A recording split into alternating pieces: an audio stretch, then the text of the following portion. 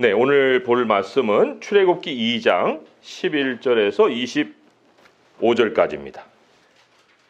네, 같이 읽겠습니다. 시작. 모세가 장성한 후에 한 번은 자기 형제들에게 나아가서 그들이 고되게 노동하는 것을 보더니 어떤 애굽 사람이 한 히브리 사람 곧 자기 형제를 치는 것을 본지라.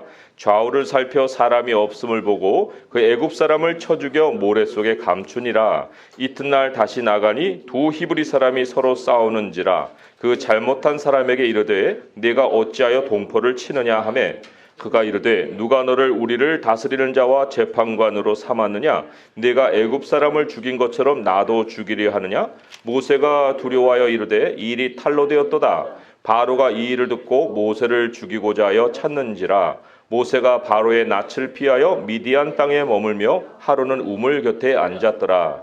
미디안 제사장에게 7딸이 있었더니 그들이 와서 물을 길어 구유에 채우고 그들의 아버지의 양떼에 먹이려 하는데 목자들이 와서 그들을 쫓는지라. 모세가 일어나 그들을 도와 그 양떼에게 먹이니라. 그들이 그들의 아버지 르우엘에게 이를 때에 아버지가 이르되 너희가 오늘은 어찌하여 이같이 속히 돌아오느냐? 그들이 이르되 한 애굽 사람이 우리를 목자들의 손에서 건져내고 우리를 위하여 물을 길어 양떼에게 먹였나이다. 아버지가 딸들에게 이르되 그 사람이 어디에 있느냐? 너희가 어찌하여 그 사람을 버려두고 왔느냐? 그를 청하여 음식을 대접하라 하였더라. 모세가 그와 동거하기를 기뻐하며 그가 그의 딸 십보라를 모세에게 주었더니 그가 아들을 낳음에 모세가 그의 이름을 게르솜이라 하여 이르되 내가 타국에서 나그네가 되었음이라 하였더라. 여러 해 후에 애굽 왕은 죽었고 이스라엘은 고된 노동으로 말미암아 탄식하며 부르짖으니 그 고된 노동으로 말미암아 부르짖는 소리가 하나님께 상달된지라. 하나님이 그들의 고통 소리를 들으시고 하나님이 아브라함과 이삭과 야곱에게 세운 그의 언약을 기억하사 하나님이 이스라엘 자손을 돌보셨고 하나님이 그들을 기억하셨더라. 아멘. 네, 2장 전체를 읽지는 않았지만 2장에서 흐르는 세월은 80년이에요. 80년의 세월이 흐르고 있습니다. 네, 모세는 어렸을 때 이제 바로 공주의 손에 키워졌어요. 바로의 궁에서 애굽인으로 키워졌습니다. 여기 11절 우리가 읽은 첫 절에 모세가 장성한 후에 라는 말이 나오죠. 이게 40년이 흐른 그 세월을 말하는 거예요. 간단하지만 모세가 장성한 후에 40년이 흐른 후에 이런 말씀이죠. 40년을 애굽의 궁에서 보냈으면 모세는 이스라엘 사람이에요? 애굽 사람이에요? 곰곰이 한번 생각을 해보세요. 아프리카 대륙에 이집트가 있는데 그런데 이집트만 특별히 흑인이 아니에요. 중동 사람들이에요. 대륙은 아프리카인데. 그러니까 히브리 사람이나 애굽 사람이나 모양은 비슷하다는 거죠. 자, 그런데 40년을 애굽의 왕궁에서 보냈어요. 그러면 모세를 구별할 수 있을까요? 모세를 보고 히브리 사람이다라고 얘기를 할 수 있을까요? 한국 사람이 미국에 갔어요. 아기 때. 그리고는 40년이 지났어요. 그럼 40년 후에 그 사람을 보고 모양은 물론 이제 애굽이나 뭐 이스라엘 같이 이렇게 모양이 같지는 않지만 그런데 생각도 미국 사람, 뭐 행동하는 것도 미국 사람, 이해하는 것도 한국에 대해서는 전혀 별로 없는. 그러면은 그 사람을 한국 사람이라고 할 수 있어요? 미국 사람이라고 해야 돼요? 사실 우리가 삶을 시작해서 어느 정도까지는 1단계라고 할 수가 있는데 정체성이 형성되는 시기를 겪습니다. 그건 뭐 이런 타국의 문화에서 사는 사람만의 문제가 아니에요. 한국에서 자라고 한국에서 성장한 사람도 청소년기를 거치면서 청년기에 이르면서 나는 누군가? 라는 질문 앞에 반드시 서게 되어 있어요. 자, 그런데 오늘 11절을 보니까 모세는 매우 히브리 사람이에요. 매우 히브리 사람. 모세가 장성한 후에 한 번은 자기 형제들에게 나가서 그들이 고되게 노동하는 걸 보더니 어떤 애굽 사람인지 자기 형제를 쳤어요. 좌우에 살펴보고 아무도 없으니까 그 애굽 사람을 쳐 죽였단 말이에요. 애굽인으로서 자기를 생각했다면 이런 일을 벌이지가 않을 거예요.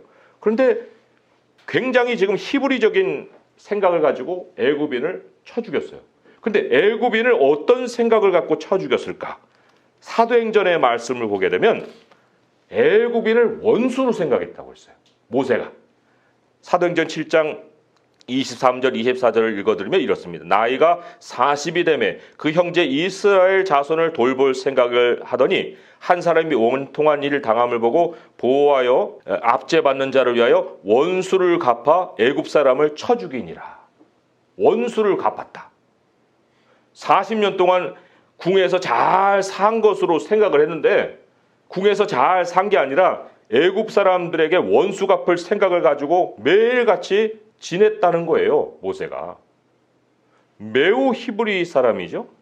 어떻게 이렇게 히브리인의 정체성을 잃지 않을 수 있었을까? 그 배후에는 모세가 어렸을 때 갓난아기 때 이제 버려졌잖아요. 물론 이제 어느 정도 이제 몇 개월은 엄마 손에 켰지만 뭐 엄마 손에서 몇 개월 큰 거에 무슨 엄마를 알아볼 수 있는 그런 기간이었겠어요. 그런데 이제 둥둥 떠다니는 그 바구니에서 아이를 건져낸 다음에 그 누나가 모세 누나가 그걸 지켜보고 있었거든요. 바로 왕의 공주가 굉장히 불쌍해 보이니까 내가 키워야겠다 했을 때 그 누나가 톡 튀어나가지고 제가 유모를 구해다 드릴까요? 그래라. 그 유모를 누가 데려왔어요? 누굴 데려왔어요? 엄마를 데려왔다고요. 엄마를 데려와서 엄마 품에서 이제 모세가 어느 정도 젖될 나이 정도까지는 큰 거예요. 한 3살까지.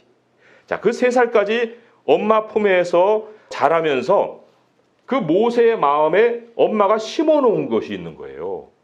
뭘 심어놨겠어요? 이때는 율법 이전의 세대예요. 하나님의 말씀이 기록되어 있지 않는 세대예요.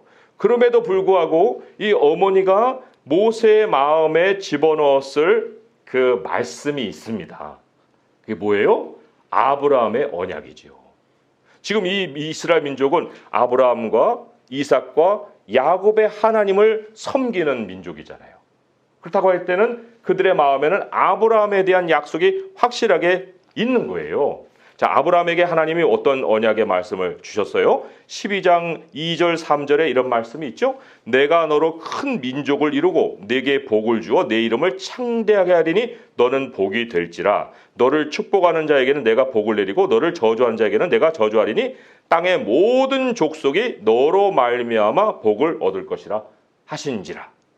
이 약속이 대대로 내려온 거예요. 이스라엘 백성들의 정체성의 핵심에는 이 약속이 있습니다. 이 언약이 있는 거죠. 우리는 아브라함의 자손이야. 아브라함, 이삭, 야곱의 자손이야. 우리는 민족들의 복이 될 존재야. 이게 정체성이에요. 그런데 지금 어떤 형편에 처해 있습니까? 노예가 돼 있잖아요. 우리는 노예 아닌데. 우리는 변두리 민족이 아닌데. 우리는 세상의 중심인데. 이 생각이 항상 있는 거예요. 이스라엘 사람들에게. 그 생각을 모세 엄마가 모세에게 심어준 거예요. 애기지만. 모세에게 이렇게 아마 얘기했을 거예요. 모세야, 너 하나님이 택한 백성이야. 애기를 앞에 두고. 우리는 변두리 민족이 아니다. 우리는 세상의 주인공이야. 우리는 세상에 복이 되는 민족이다. 너 지금 이렇게 어렵게 우리가 살고 있지만 너 우리 민족을 잊어서는 안 된다. 우리 민족은 노예가 아니다. 하나님은 반드시 우리를 찾아올 것이고 우리를 이 땅에서 해방시키시고 약속의 땅으로 인도에 가실 거야. 라고 이제 아이에게 계속해서 들려준 거예요. 그 아이가 뭐 알아들었겠어요. 그렇지만 그 아이가 마음속에는 엄마의 생각을 가지고 살게 된 거죠. 하나님이 모세의 마음에 엄마를 통해서 언약의 말씀을 심어 주셨다는 거죠. 자, 이게 모세의 마음속에 깊이 심어질 수밖에 없는 이유가 있어요. 그게 바로 하나님의 말씀의 속성이 그렇기 때문에 그래요. 사람의 지식은 두뇌에 남아요. 머릿속에 남습니다. 그런데 하나님의 말씀은 영과 혼을 찔러 쪼개서 들어갑니다. 이게 아무것도 아닌 말씀 같고 2구절밖에 안 되는 말씀인데 모세의 영과 혼을 찔러 쪼개면서 들어가서 그 안에서 남을 뿐만 아니라 관절과 골수도 찔러 쪼개는 거예요. 하나님의 말씀이 모세의 정체성이 돼버리는 거예요. 모세 자체가 돼버리는 겁니다. 하나님의 말씀을 듣는다는 것은 우리 뇌 속에 남는 게 아니에요. 우리 자신이 돼가는 거예요. 이게 바로 하나님의 백성의 정체성 출발입니다. 말씀. 하나님의 말씀을 우리가 들었을 때 그 말씀에 대한 소중함이 느껴지지 않고 그 말씀을 마음에 간직하지 못하는 사람은 아직은 하나님의 백성의 정체성을 가지고 있다고 할 수가 없어요. 아이가 이제 엄마가 뭐라고 하니까 네 했겠죠. 그럼 이제 우리는 아이한테 뭘 전달해주고 아이가 네 엄마 하면은 그 네에 대해서 얼마만큼이나 진지하게 받아들일까요? 뭐 그냥 애가 네 하니까 알아들으는가 보다 생각하지만 그게 이 아이에게 이해가 됐을까? 뭐 이런 생각을 우리가 할 수 있을 거 아니에요. 그런데 하나님의 말씀은 아이의 뇌 속에서 작용하는 것이 아니라 사람의 영혼을 파고 들어간다는 거예요. 영과 혼을. 이걸 우리 그리스도인들이 알고서 하나님의 백성들이 정말 자기 자녀에 대해서 말씀으로 양육해야 되는 이유인 거예요. 이것이. 로마서의 10장 17절에 잘 아는 말씀이지만 믿음은 들음에서 난다 그랬죠. 들음은 하나님의 말씀, 그리스도의 말씀으로 말미암는다. 이 엄마가 심어준 언약의 말씀이 모세의 영혼에 들어가서 무엇을 생산했을까요? 믿음을 생산한 거예요. 믿음은 땅에서 나오지 않습니다. 믿음은 항상 하나님으로부터 오는 거예요. 위에서 내려주시는 선물이에요. 말씀을 받으면. 그래서 말씀을 받는 것이 하나님의 백성이 세상과 확연하게 구분될 수 있는 길입니다. 유일한 길이에요. 유일한 길. 요한복음에 예수님이 세상과 하나님 백성의 구별을 말씀으로 이렇게 알려주셨습니다. 어떤 구별이 있는가? 요한복음 8장 43절에서 47절까지 말씀 같이 한번 찾아 읽어볼까요? 요한복음 8장 43절에서 47절의 말씀. 이게 얼마나 우리가 세상과 소속이 다른지, 또 하나님의 백성에게만 말씀이 침투해 들어간다라고 하는 명백한 증거예요. 이거 예수님이 말씀하신 거예요. 요한복음 8장 43절에서 47절의 말씀. 같이 한번 읽어보겠습니다. 시작. 어찌하여 내 말을 깨닫지 못하느냐? 이는 내 말을 들을 줄 알지 못함이로다. 너희는 너희 아비 마귀에게서 났으니 너희 아비의 욕심대로 너희도 행하고자 하느니라. 그는 처음부터 살인한 자요 진리가 그 속에 없으므로 진리에 서지 못하고 거짓을 말할 때마다 제 것으로 말하나니 이는 그가 거짓말쟁이요 거짓의 아비가 되었음이라. 내가 진리를 말함으로 너희가 나를 믿지 아니하는도다. 너희 중에 누가 나를 죄로 책잡겠느냐? 내가 진리를 말하는데도 어찌하여 나를 믿지 아니하느냐? 하나님께 속한 자는 하나님의 말씀을 듣나니 너희가 듣지 아니함은 하나님께 속하지 아니하였음이로다. 하나님 백성의 정체성은 하나님의 말씀을 듣는 데에 있어요. 말씀이 그 영혼을 파고 들어가는 데 있습니다. 그래서 하나님의 모든 백성은 말씀으로 거듭나는 거예요. 그 베드로전서가 그걸 분명하고 우리에게 선포하고 있잖아요. 베드로전서 1장 23절에 제가 읽어드릴게요. 너희가 거듭난 것은 썩어질 씨로 된 것이 아니요 썩지 아니할 씨로 된 것이니 살아있고 항상 있는 하나님의 말씀으로 되었느니라. 사람이 스스로 거듭날 수가 없습니다. 하나님의 말씀이 그 혼과 영을 찔러 쪼개고 들어가서 그의 정체성이 될 때 그때에 하나님의 백성이 거듭나는 거예요. 그 부모가 아닌 모세의 부모가 한 일은 다른 것이 없다는 거죠. 하나님의 말씀을 모세의 영혼에 심어놓은 그 일을 했다. 모든 믿음의 부모가 해야 할 일이라는 거예요.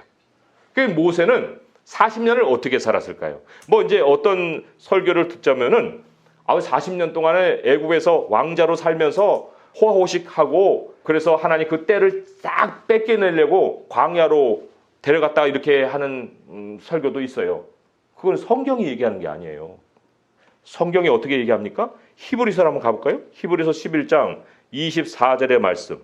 히브리서 11장 24절에는 모세가 얼마나 그 40년 동안에 하나님의 백성으로서의 정체성을 가지고 살았는가 하는 증거가 나와요. 히브리서 11장 24절에서 26절까지 말씀이죠. 같이 한번 또 읽어보겠습니다. 시작. 믿음으로 모세는 장성하여 바로의 공주의 아들이라 칭함받기를 거절하고 도리어 하나님의 백성과 함께 고난받기를 잠시 죄악의 낙을 누리는 것보다 더 좋아하고 그리스도를 위하여 받는 수모를 애굽의 모든 보화보다 더 큰 재물로 여겼으니 이는 상 주심을 바라봄이라. 이게 40년의 모세의 정체성을 우리가 확인할 수 있는 삶의 모습이었다라는 거죠. 자, 여기까지가 1단계입니다. 우리 그리스도인은 어쩌면 누구는 이 1단계에서 계속 갈등하고 있을 수도 있어요. 말씀을 따르냐 마냐? 말씀을 내가 이제 읽어야 되는데 한 3일 읽고 말아버리고 말씀에 어떤 즐거움도 없는, 말씀이 중요합니다. 말씀이 중요합니다도 무슨 말씀이 그렇게 중요하다는 거지?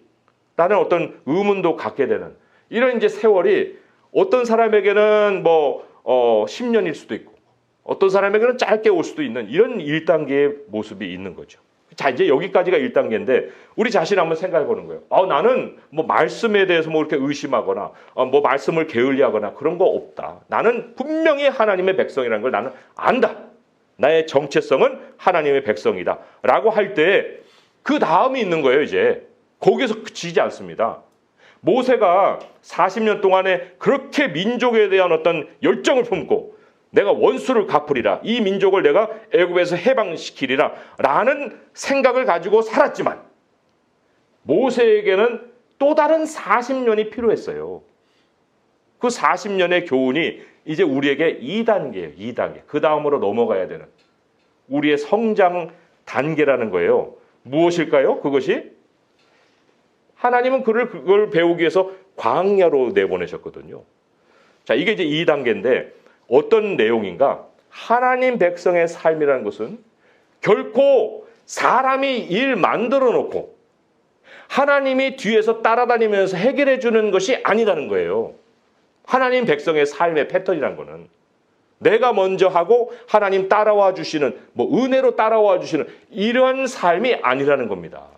모세가 지금 애굽 사람을 죽였어요. 일 저질렀죠.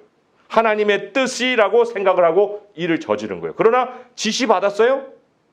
지시 안 받았어요. 하나님은 어련히 알아서 우리에게 때가 되면 그것을 지시하실까요? 그런데 모세는 자기의 생각과 자기의 열정으로 일을 저질러 버린 거예요. 내가 민족을 구할 지도자라고 스스로 착각을 한 거죠.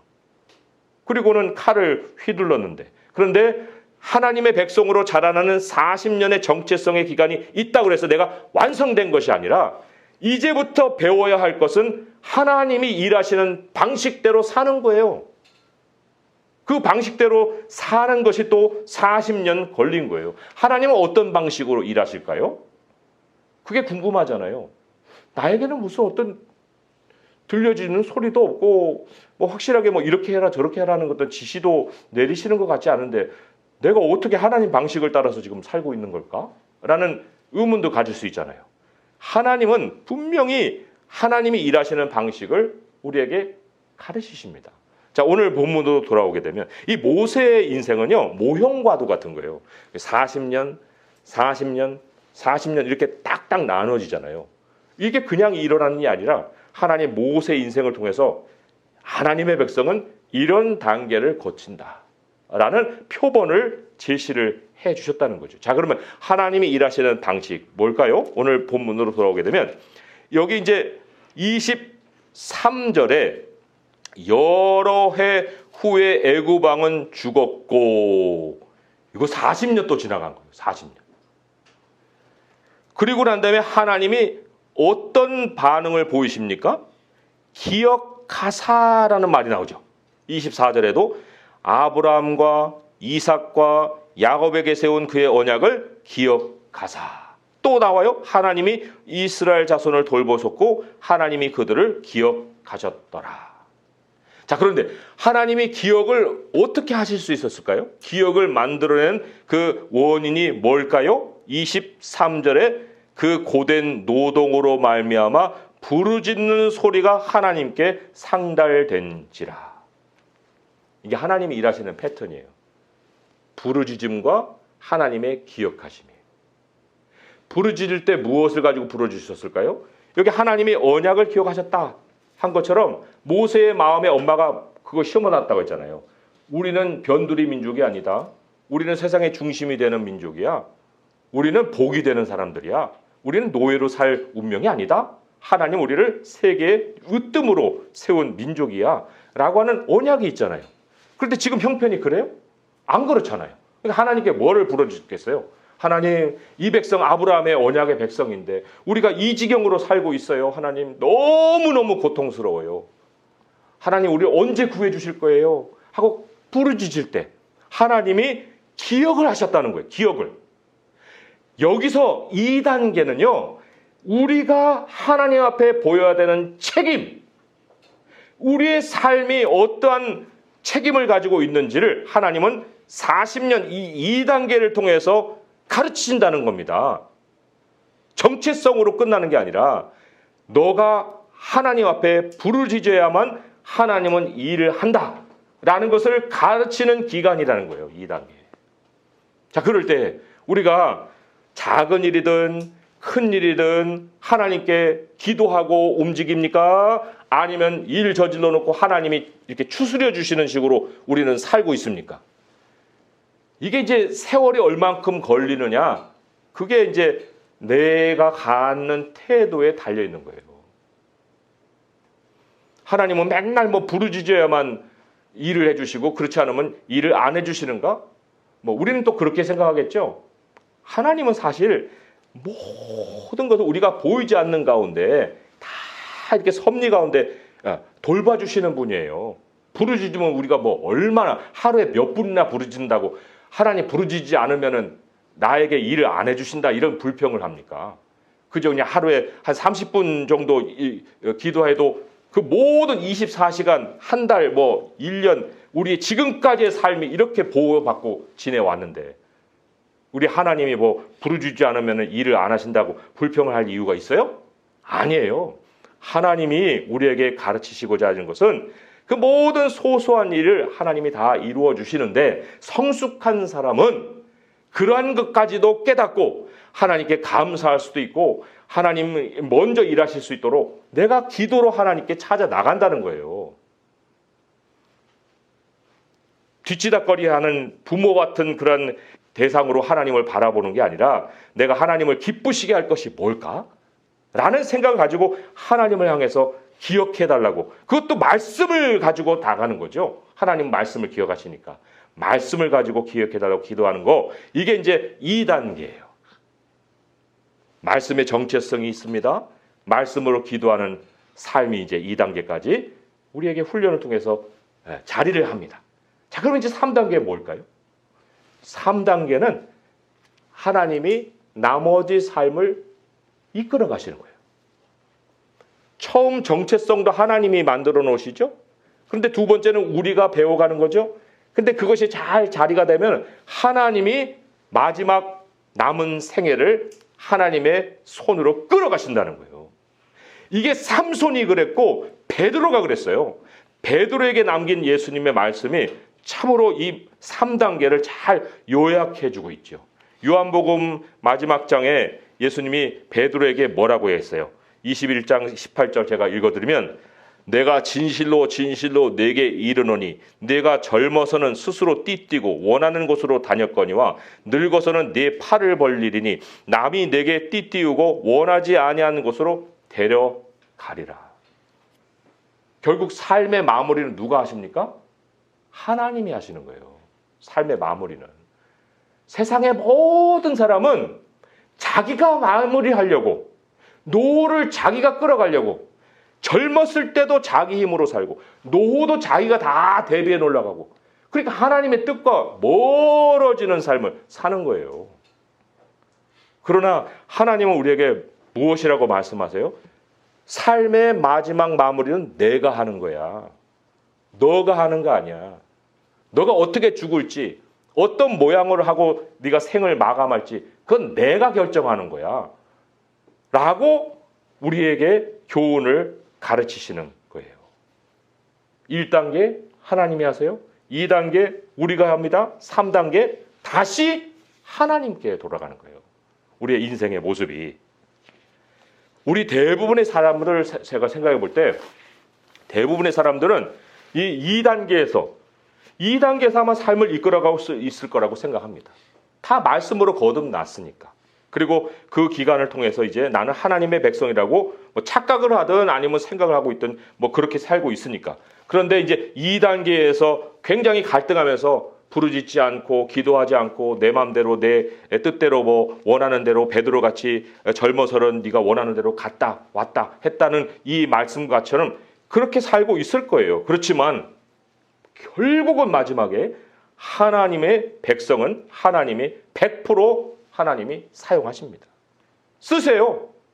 절대로 3단계는 내 손대로 내 뜻대로 되지 않는 시간을 만드는 거예요. 모세의 마지막 40년은 뭐였어요? 약속의 땅으로 옮겨가는 삶이었죠. 그래서 하나님이 늦게 부르시는 사람들 깨닫고 난 다음에 그 마음의 소망이 뭐예요? 하나님 나라 가는 거예요. 그게 모든 하나님 백성들의 마지막 갖는 소망이고 삶의 모습이라 할 수가 있습니다. 오늘 말씀을 우리가 정리합니다. 그리스도인의 정체성, 우리 하나님의 말씀이 만들어 놓은 그리스도의 정체성이 있고 말씀에 의지하는 우리의 기도가 우리 안에 삶에 자리하고 있으면 나머지는 다 하나님이 하신다. 하나님이 앞서실 때 삶은 가장 수월하다. 그리고 하나님이 그 이끌어 가시는 그 삶의 마지막 목적지에는 우리가 그토록 바라고 그토록 가고 싶어하는 영원한 본향이 있다는 거예요. 이러한 하나님의 부르심에 우리가 순종하고 살면서 모세와 같이 하나님의 영원한 상을 바라보고 우리들이 영원히 살아갈 여호와의 집을 향해서 한 걸음 한 걸음 갈 수 있는 성도 될 수 있기를 주님의 이름으로 축원드립니다. 기도하겠습니다. 하나님 아버지, 우리가 조금만 우리 생각으로 돌아오면 염려, 근심, 걱정, 이런 것이 우리를 짓누를 때가 있습니다. 아버지 하나님, 그러하오나 우리의 모든 삶의 여정을 마무리하시는 분은 하나님이십니다. 우리의 부르짖음이 부족할 때는 하나님을 기억하게 하시고 우리 하나님의 말씀을 기억하게 하옵소서. 아버지여, 모든 소소한 것을 주님이 다 챙겨주셔서 오늘날 우리가 지금 이 자리에 있습니다. 아버지 하나님, 우리가 무엇을 더해서야만 하나님이 움직여주신 것이 아님을 알게 하시고 우리 하나님이 우리의 모든 왕이 되시고 인도자 되시고 보호자 되신다는 이 사실 앞에서 우리의 부르짖음도 즐겁게 하시고 자원하여 부르짖게 하시고 하나님께 모든 인생을 맡기고 영원한 본향을 향해 가는 발걸음이 되게 하여 주옵소서. 예수 그리스도 이름으로 감사하며 기도합니다. 아멘.